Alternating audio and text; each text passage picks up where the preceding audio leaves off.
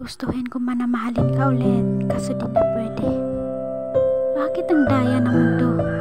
Bakit pa tayo pinagtagpo kung sa dako paroon ay hindi naman magiging tayo? Ang hirap lang kasi isipin, di ko alam kung anong dapat gawin. Gustuhin ko man na mahalin ka ulit, kaso di na pwede. Di na pwede kasi sa iba ka na nakadepende.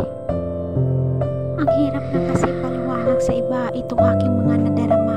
Minsan, di ko na mapigilan magkomento kahit alam kong di na ako ang kukumpleto sa nasimulan nating kwento. Nang tanongin kita kung mahal mo pa ba ako, ang sagot mo ay oo. Pero bakit ang sakit pa rin? Bakit nakaramdam ako ng ganito? Alam nating pareho na mahal pa natin ang isa't isa. Ngunit paano tayo magsimula? Paano natin ibalik yung dating sigla?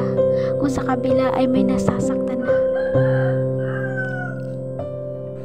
Maraming nagtatanong sa akin. Lahat ng tanong nila nasasagot ko.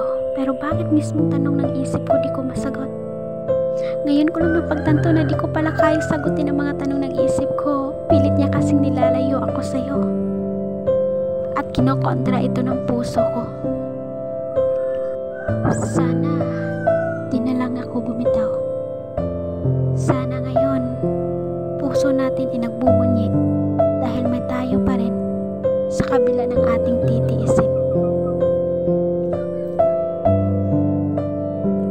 Alam natin pareho na natapos na ang pahina ng ating kwento. Sana mahal, di ka magbago. Lagi mong tatandaan na ikaw ang una kong minahal ng todo at totoo.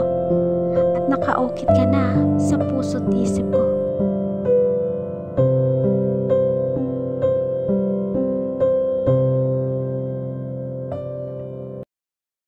Hi guys, pwede kayong magpadala dito ng inyong tula or spoken poetry at ipublish natin dito.